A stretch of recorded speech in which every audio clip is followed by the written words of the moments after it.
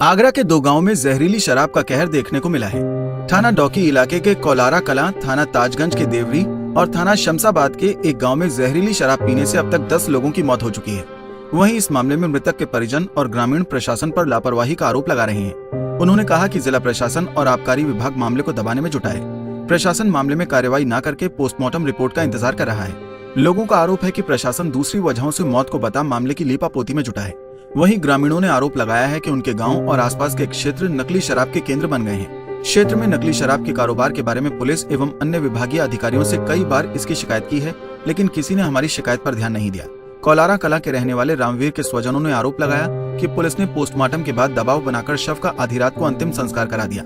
शराब से हुई मौत की खबर मीडिया में आने के बाद पुलिस और प्रशासनिक महकमा हरकत में आया। एडीजी राजीव कृष्ण, मंडलायुक्त अमित गुप्ता, आईजी नवीन अरोड़ा, डीएम प्रभु एन सिंह और एसएसपी मुनिराज जी समेत अन्य अधिकारी कौलारा कला गांव पहुंचे। उन्होंने मृतक के परिजनों से बातचीत की और घटना की जानकारी दी। इस घटना के बाद पुलिस ने शराब की 4 दुकानें सील कर दी हैं। हालांकि पुलिस ने अभी इसकी पुष्टि नहीं की है कि ये मौतें नकली शराब पीने से हुई हैं। आगरा पुलिस का कहना है कि मौत की असली वजह अब तक पता नहीं चली है और पोस्टमार्टम के बाद ही उसका पता चलेगा। वहीं इस पूरे मामले में जिला आबकारी अधिकारी नीरज पालिया की भूमिका भी सवालों के घेरे में है। तो मृतक हैं, उनके परिजनों से और बाकी संबंधित लोगों से बात हुई है। उन्होंने पूरे सीक्वेंस ऑफ इवेंट पूरा बताया है कि किस किस तरीके से पूरा घटनाक्रम हुआ, कब उन्होंने शराब ली, कब उनकी तबीयत खराब हुई और कब आगे की पूरी कार्रवाई बताई। इसमें अभी हम लोग बाकी जो दोनों गांव हैं वहाँ पर भी जाएंगे। जो कुछ लोगों को पूछताछ के लिए हिरासत में लिया गया है, हम इस एंगल पर भी चेक कर रहे हैं, जैसे अभी अलीगढ़ में भी हुआ था, इस एंगल पर भी चेक कर रहे हैं कि कोई इसमें ऑर्गेनाइज्ड रैकेट है कि नहीं है, और अगर होगा तो जो भी कड़ी से कड़ी कार्रवाई, वैधानिक कार्रवाई ऐसे लोगों के खिलाफ होनी चाहिए, कार्रवाई की जाएगी। सर, कितने लोगों की अभी संख्या और नाम अभी हम इस स्थिति में नहीं कि पुष्ट कर सकें।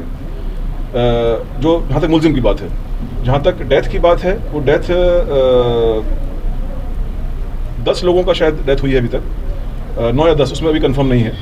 और उनके जो जिनके परसों पोस्टमार्टम हो गया था, उनके विसरा के लिए हमारी बात हो गई है कि तत्काल आज ही उसको एफएसएल में, क्योंकि एफएसएल फॉर्चुनेटली आगरा में ही है, तो एफएसएल में आज ही भिजवाया जाएगा और आज ही कोशिश की जाएगी कि उसकी रिपोर्ट आ जाए। ऑथेंटिक जानकारी एफएसएल की रिपोर्ट के बाद क्लियर होगी। सर, लगातार अभी तक जो इंडिकेटर्स हैं, उन इंडिकेटर्स में इस बात की संभावना से इनकार नहीं किया जा सकता कि उसमें कोई अपमिश्रित शराब इनके द्वारा पी गई है। बट इसका कंफर्मेशन या अदरवाइज जो बात शुरू में भी आई थी कि मेडिकल वगैरह के कोई रीजंस हो सकते हैं, तो we are not discounting that also. We are, जो इन्वेस्टिगेशन है, इंक्वायरी है, वो सभी दिशाओं में हम लोग उसको एग्जामिन कर रहे हैं।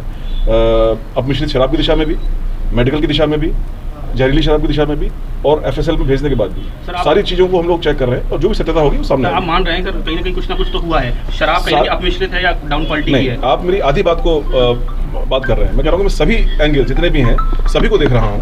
अपमिश्रित शराब की संभावना से इनकार नहीं किया जा सकता, जहरीली शराब की संभावना से इनकार नहीं किया जा सकता अभी, क्योंकि मैं सिर्फ एक ही बिंदु पर आया हूँ, एक ही जगह पर आया हूँ, और मेडिकल की संभावना से भी इनकार नहीं किया जा सकता। इसमें से अब किसकी क्या पोजीशन है वो इन्वेस्टिगेशन के बाद, पूरे इंक्वायरी के बाद मालूम पड़ेगी। काफ़ी कुछ एफएसएल की रिपोर्ट के बाद क्लैरिटी आ जाएगी, और बाकी जितने लोगों से यहाँ बात हुई है उसमें भी उन्होंने कुछ लाभप्रद बातें बताई हैं, उसको भी हम लोग